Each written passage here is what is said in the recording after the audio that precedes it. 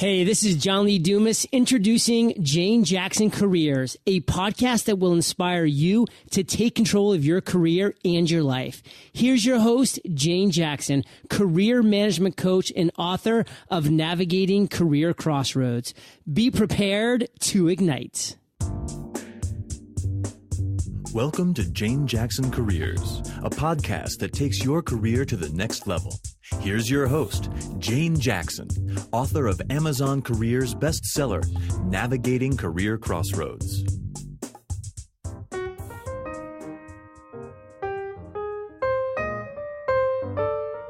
Well, hello and welcome back to my Careers podcast. Today I have a fabulous videographer on the show, Geoff Anderson. Now let me give you a little background into Geoff. Geoff loves helping his clients tell their stories through video. Since 1993, he's owned and operated Sonic Sight, a video production facility in Sydney, Australia. He's worked for clients on productions throughout Australia, New Zealand, Singapore, and the US. Geoff's a video producer, a cameraman, an editor, a director, and a scriptwriter. He has a degree in science, majoring in biochemistry and pure maths. Achieving this qualification caused Geoff to ask himself, what was he doing with his life? Realizing he needed to flee from the science lab, he headed overseas and spent 2 winters skiing in France and the summer in between working in Corsica. During this time, he was paid to waterski, windsurf, sail, scuba dive, pour beers, drink beers, drive around Corsica, grow watermelons, and occasionally electrocute himself. And then somehow he found himself in banking before reinventing himself as a videographer. Geoff is the author of Shoot Me Now, Making Videos to Boost Business, a prolific blogger on video, a regular contributor to Leaders in Heels. He presents on the topic of using video to boost business. When not working, Geoff can be found on the ski slopes or dressing up as a pirate, sometimes both at the same time. You're going to love listening to Geoff's story today, I can tell. Now, Geoff has been a radio announcer and has 2 children, Cassie and Max. And now let's welcome Geoff onto the show. Good morning, Geoff. How are you? Hello, Jane. I'm very well, thank you. Thanks very much for having me. I'm looking forward to this. Well, I've been looking forward to your story because it's well. First of all, when I was reading the introduction, and when I was when you first sent it to me, I just thought, oh, this guy is so funny. It's going to be really interesting to hear your story. So, thank you for sharing that little bit in your intro.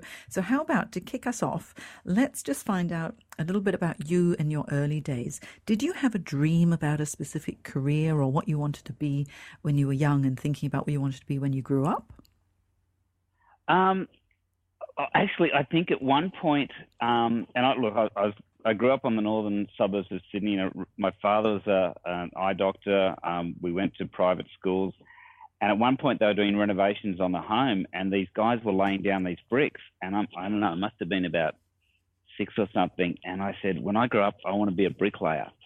And I could see this snobbery or whatever it was, the look in mum and dad's faces thinking, oh, but, you know, we're hoping for something a little bit else than that for you. And I sort of thought, oh, that looks like really good fun. I could get myself into that. So that's the only thing I can recall at a young age of having any, ambition for. And after that, I moved on from that. And I must say, I never really knew where I was going or what I wanted to be. So it was very much just a journey of one step after another to get to where I am now. Well, I suppose with the bricklaying, it's a bit like playing with Lego, isn't it? which would have been good fun. But then, you get a tangible result straight in front of you. You can see the output. And then you're outdoors, and I think, it's lovely. Yeah. Now, so from there, and then you ended up going to university and majoring in biochemistry and pure maths. What was your thinking behind that? How did you choose those subjects for uni? Well, that's another story. So what happened was I actually tried to get into dentistry. My brother was a dentist. My father was a doctor. I didn't have the marks to get into medicine, and I was 4 marks short of dentistry. And I'd heard that if you did a science degree and you did really well, then you could transfer over to dentistry.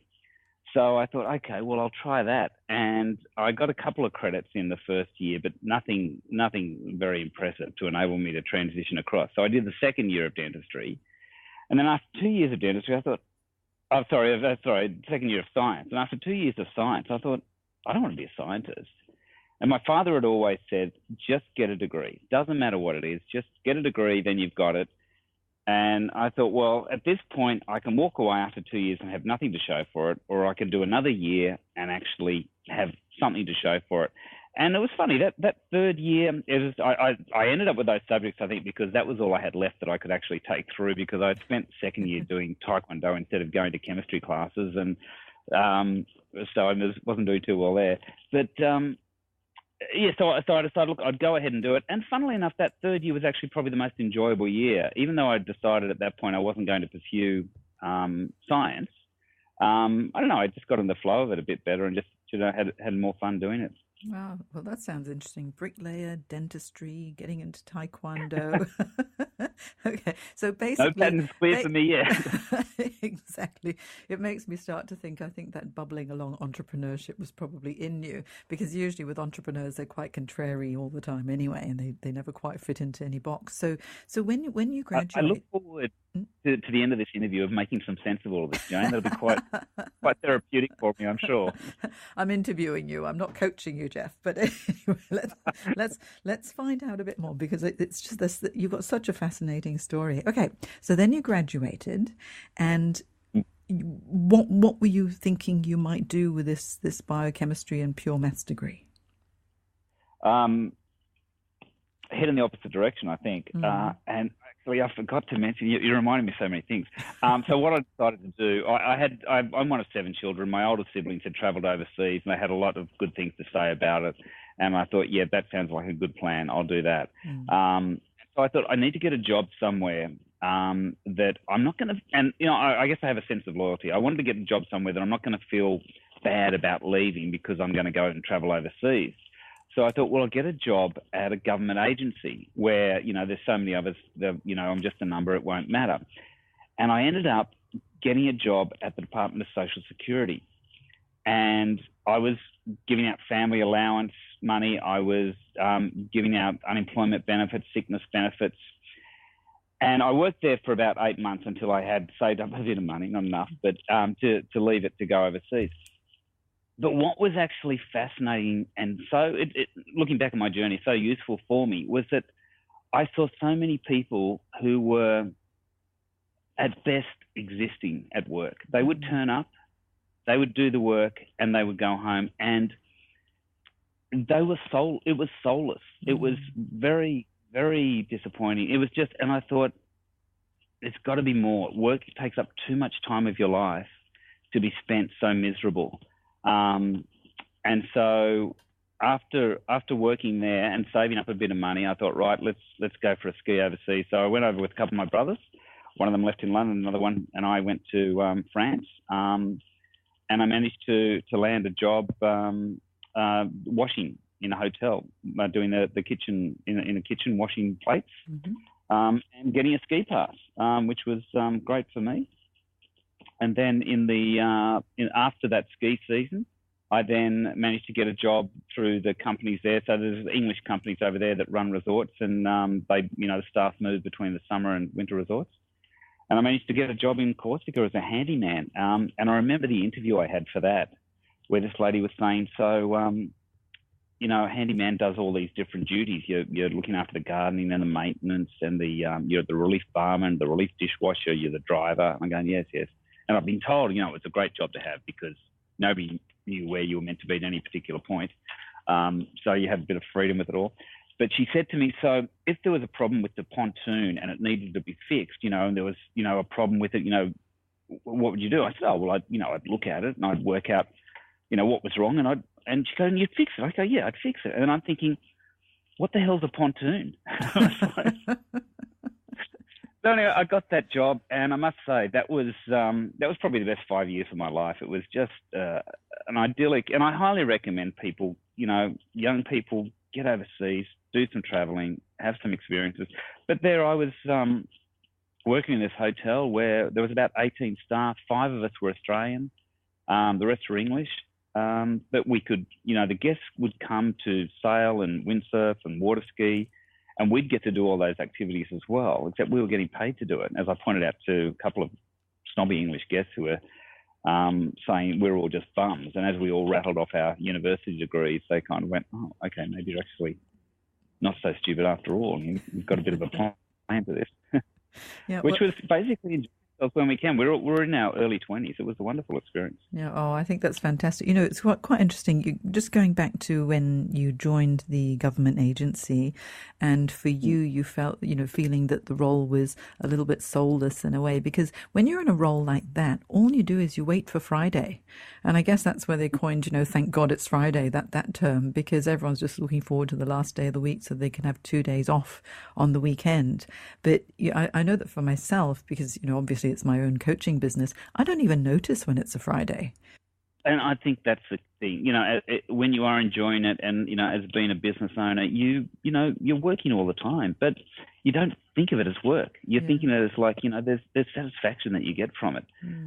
But I think it was a really useful experience for me at a young age. It was really my first full-time serious job. And I just realized, we spend way too much time in our life working to be doing something that you're not enjoying. That's right. And also, for you, taking yourself off to Corsica and doing all of this, because obviously you're a really sporty guy, and enjoying all of that it wouldn't have even felt like work. It would have felt like fun, and you were getting paid for it. Oh, absolutely. Absolutely. And it was a great team. I actually just caught up a couple of weeks ago. We went skiing, and this is going back 27 years ago. But I caught up with some of the people we worked with in Corsica. We're still friends. Yeah, fantastic. How many years did you spend working in Corsica in total? So that was just 5 months. So I did a summer there. So I did a winter before, I did a summer there, and then after Corsica, I did another winter. And this was a case when you're overseas, there's something completely liberating about it. You have nothing to lose. And I put my hand up for a job that I would never have tried to do if I was back home, because I guess I had more to lose, or I don't know what, but it was a resort rep for this company in a ski resort. I was meant to be fluent in French. Well, and you answer the questions as best you can. And she answered it, do you speak French? And I said, well, yes, absolutely, I speak French, which I did. I just wasn't fluent in it. And they were desperate for somebody, that they were running out of time until the guests arrived. I'd been recommended by one of my friends that I'd worked with in Corsica, who said, look, Geoff's up to this job. And I didn't know if I was up to the job, but I figured, well, I need a job. It's here. It's a good job. I get to be a ski guide as well. So I get paid to go skiing 4 days a week. And I thought, yeah, I'll do that. So, I stepped up to it and I got the job. And I was 22 or 23, and I just learned it on the fly and just did it. And it gave me, and that was a really useful experience, that job, because it gave me a sense of what I was capable of, because I'd pushed myself outside my comfort zone, and I rose to the situation. I did a good job, and I think around that time I started feeling like this bubbling sense of, I'm not sure what I'm going to do, but I'm pretty sure I'm going to work for myself. I'm going to have my own business. And I think that was the start of it. Just, I guess, going through that experience in France, in the ski fields, and just seeing how I rose to the situation. I thought, yeah, look, I think that's what I'm going to do. Yeah, I think it sounds like you always say to yourself, just say yes, give it a go and see how it goes. Because as long as you're able to, come up with the right solutions at the right time and not being fearful, and you just, as you say, it is quite liberating when you feel like, well, I've got nothing to lose. Let me see what I can learn. And hey, maybe I'll be really good at it. And it sounds like you have been as well. Now, there was just this one little bit in your intro that you found yourself in banking. Now, how did that happen? Oh, that was an accident. So I came back from overseas and caught up with a couple of mates who we used to do radio announcing at this community radio station. And we decided that we'd go into business together. It was going to be based around doing events, and one of the partners was doing a bit of event work. The other partner was technical director at Channel 9. So he had sort of video experience. And we weren't exactly sure what I was going to contribute, but, we felt there was a place for me to do some creative ideas or something. And so we were building that business up part-time, and I needed a job in the meantime until that business was a viable business. And so I wanted a job that was going to have a telephone so I could ring my mates. That was the priority for me. Your prerequisite, okay. Yeah, I wanted a job that I'd have access to a telephone, which of course I never needed to call them during the day anyway. But it seemed like an important priority. And I had a friend who was working at the State Bank of New South Wales on a graduate training scheme. Now, this is where the degree came in handy. Because I had a degree, I got fast-tracked in the system, which meant I got to learn, the basic stuff, the telling and other stuff, and then got quickly advanced to becoming a loans officer. And then I put my hand up to become a commercial loans officer, because it was a good role to have, but more importantly, as somebody who was starting a business, which was, bubbling away in the background, it was incredibly useful training on what you needed to know to run a successful business, because we had to assess loan applications based on their viability as a business. And so we had to know, well, what did a good business look like? What were they doing that, would tick the boxes? And so I did this course, and some of the takeaways I had from that have stayed with me were things like, profit is much more important than turnover. You've got to keep your eye on the cash flow, and having a broad client base, because if you've got everything in one basket, it's not a good safe situation. So that ended up, and I was soaking up that information because I thought I need to know this for my business. And so I was at the bank for about a year and a half, maybe 2 years. I think it was a year and a half before our part-time business got to a point where we could take it full-time. And so we stepped across to that. And we did that for a couple of years until it just got very difficult with one of the partners. It was just a personality clash, and it was just very, very difficult to work with. And so I said, look, once again, what happened was I woke up one morning and I thought, I don't want to go to work today because of this other guy that I'm working with. And I thought, this is crazy. This is my own business and I don't even want to be there. What am I doing? And so I had a chat to the other partner, Tim, and I said, look, I've had enough of this. I can't put up with it anymore. And he said, well, actually, I have as well, and I'm thinking of leaving, which surprised me. So anyway, we got talking and decided we'd both leave. So we left and we started Sonic Sight back in January 1993. Wow, and it sounds like you haven't looked back since then. Actually, that's really interesting because it was almost like a means to an end by joining the bank and learning really that financial side of it, which would have put you in really good stead for your own business and needing perhaps to get a loan in order to keep building the business as well. But something that you mentioned that I thought was really interesting was you're talking about the personality of your partner when you were in your own business, because so many people thinking of setting up their own business and going into partnership, it's going to be so wonderful, but it's a relationship, and if the personalities don't gel well and the expectations aren't laid down clearly, there can end up being quite a fair bit of resentment or discomfort. And when you're in your own business and you don't even want to be there, that's not a good place to be. So good on you for setting up your own Sonic Sight now, and obviously it's been running now for such a long time and very successful, which is wonderful. So obviously you're doing it your own way, because it sounds like, look, from bricklayer to dentistry to taekwondo to the government agency, Department of Social Security, Corsica, water skiing, snow skiing, radio announcing, joining the bank. You haven't taken the traditional career path, but it's fantastic, because I think for anyone listening who's wondering about what could I do with my life, really, it could be anything. I'm not sure if you can hear the barking dog in the background. I do apologise. You're babysitting. I'm babysitting. Yes, I'm babysitting my daughter's dog, who's been a bit naughty and she's off at work. So anyway, let's hope if she continues barking, I'll have to edit it out. But if not, I'm sure it'll be fine. But back to all of the changes that you've had going through your career, it does show that if you give something a go and you build up on all of your skill sets, you never know where it might lead you in the end. Well, that's right. And I think there was a couple of things that happened when we left that first company. We were working really hard, and that was being driven by this third partner who his agenda was, the business was we needed to be there for the business. We needed to, basically, it all had to be about the business. And, which I thought you needed to get the balance a bit better. And anyway, when Tim and I started Sonic Site, we said, we want the business to be there for us.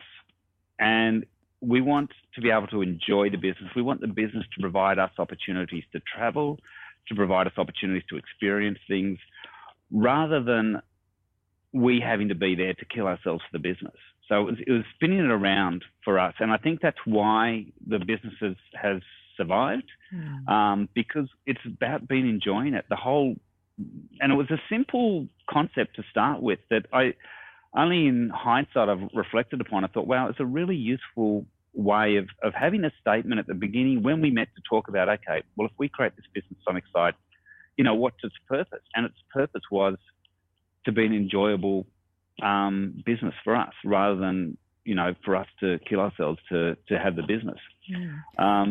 And so in doing that, we've actually generated a small business. It's never been designed to be a big, multi-billion-dollar company with hundreds and thousands of staff. It's always been about, just enjoyable, which has been really useful. Yeah, I think that's the most important thing, is to enjoy what you do. So with Sonic Site, tell me about the services that you offer. It's a video production company.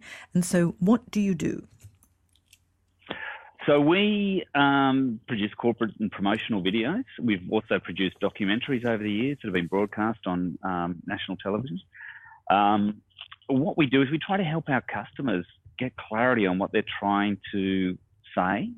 Often they're very close to their own business, so they get a little bit confused about what it is people are actually interested in hearing about. So as an outsider, we can come in and help them actually refine their message and have and then create a video that resonates with people, that converts into business for them. And from a training perspective, we can help people get the right message across with that as well. Yeah. Now so it's all sorts of videos. Oh, sorry. I just jumped in there. Sorry for interrupting you. I'm just very excited to find out more about your book, because you're the author of Shoot Me Now, Making Videos to Boost Business. So tell me a little bit about the book as well. So the book really, it's never been easier for people to make videos. It's, the technology is everybody's hands, in their pocket, in their phones.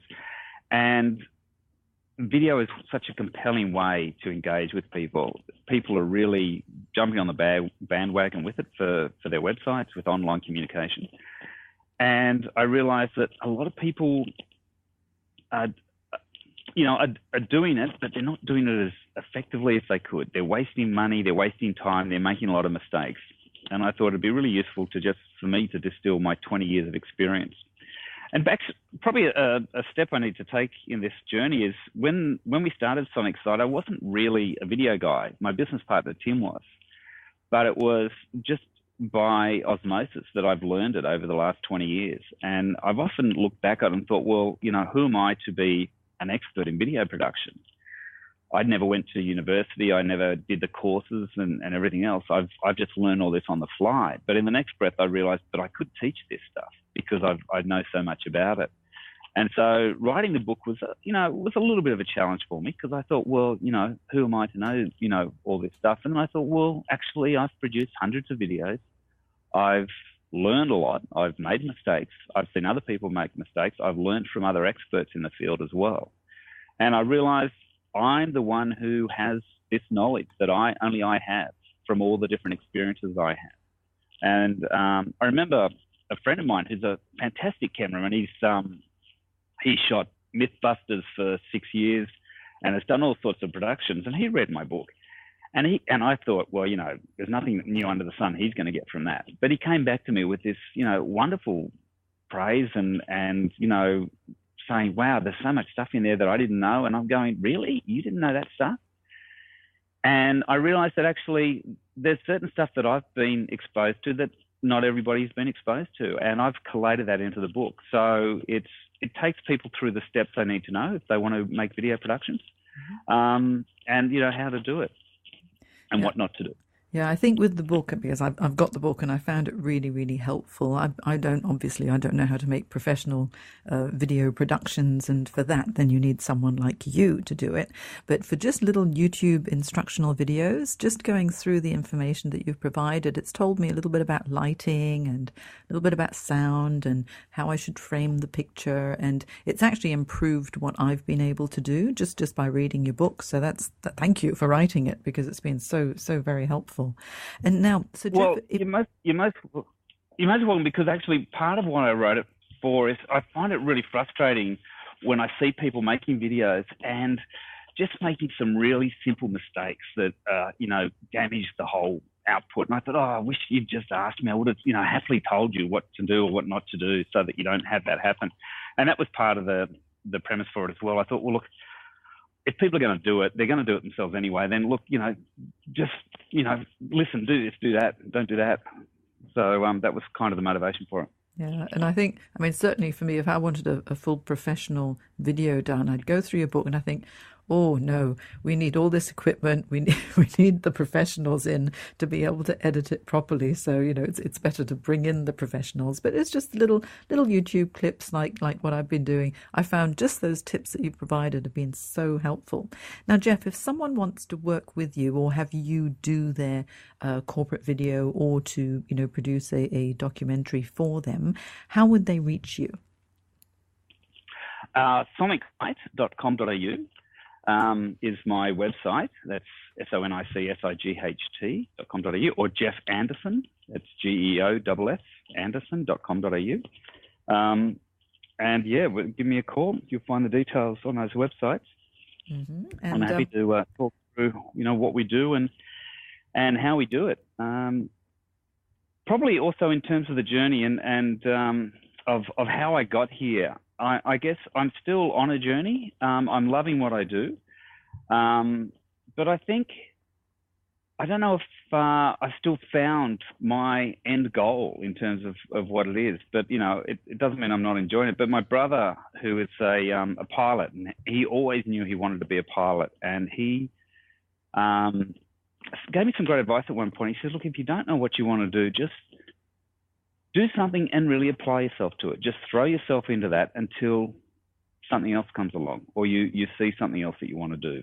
Because it's, I think there's a lot of pressure for us to find our passion, and I think there's a bit of issues with that. You might feel a bit guilty if you haven't found your passion yet, and I think it's an ongoing journey. I 100% agree, because life is there to be lived, and if you have, the more experiences you have, the richer life's tapestry ends up being. And I think one of the wonderful things would be to look back on your life, say when you're 95, 100, 104, whatever it is, and think, you know what, I did so much. I'm really proud of myself, and I'm really proud of everything that I've achieved, because I was never afraid to give something a go. And I think that's the most important thing. Can you give us the top 3 tips for success as an entrepreneur? Well, the first thing is, as an entrepreneur, you need to understand what it is that your clients need. What their problem is that you're solving for them. Without that, then you're not really going to be of value to people. I also say you should use talented people. So yes, I can do a lot of the stuff I do myself, but I'm not the best at it. I might be the best at sort of my mountain of knowledge that I have, my experiences and my collective experiences, but there are better cameramen than me. There are better editors than me, and so I like to find the people that have got those skill sets, and I'll use different cameramen for different jobs. So use talented people that are experts in the different aspects of the process that you need. So work out where your value is that only you can do, and then work out where there are other people who can add to the whole overall offering. And the third thing I would say is look at this being a long-term scenario. Don't look for short wins that are going to damage you or your reputation or worth your client's experience. Look at this as a long-term goal, and always be aware of how this is going to impact on your reputation, because that's what you're going to have to sustain you over the long term. Yeah, that's really, really valuable, because your reputation is everything, whether it's your own business or whether you're working for somebody else as well. To really think that, okay, I'm in here for the long haul and I'm going to keep learning and I'm going to keep adding value. Very, very helpful tips, Geoff. I appreciate it. And I believe you have a special offer for listeners as well. What's that? I do. Well, I've got an online video course, which, I think it's funny. I wrote a book which is all about video production. It does include links to videos in it, but it seemed to make a lot more sense to actually create a video course about video production for people, yes. Which I've done. And that's got over 2 hours of content. And it sells for $247, I think, US, online. But listeners of the podcast can get it for 60% off. So if they go to the link that you provide, they'll be able to get that for $99 or $97 US. Oh, that's fantastic. Yeah. Okay. Well, we can do the conversion later. Okay, because I'll have all of this information on my show notes on my website, janejacksoncareers.com. Just click on the podcast section and you'll find Geoff's interview there, and down at the bottom I'll have all of Geoff's websites and links that you can click on in order to get to the Udemy course as well. And there's a coupon code there, so there'll be a link where you can just click on it and you can get the 60% discount. How good is that? Well, I've been very lucky to have you on the show, Geoff. Thank you so much. You've had such an interesting, fascinating life and so many changes, which just goes to show that I think if you dance in the moment and you're always saying yes to new opportunities and being willing to learn and upgrade your skills and surround yourself with good people as well who can provide expertise in the areas where maybe you're not as strong. That's fantastic advice. So thank you so much, Geoff. Really appreciate it. Thank you, Jane. And I hope to be able to have you on the show again for part 2 of the Geoff Anderson journey. I look forward to that. Thank you, Jane. It's been an absolute pleasure. Oh, it's wonderful. Thank you, Geoff. Bye.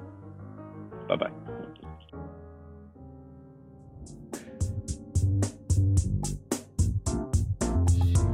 You've been listening to Jane Jackson Careers. Sign up to receive regular career advice at janejacksoncoach.com.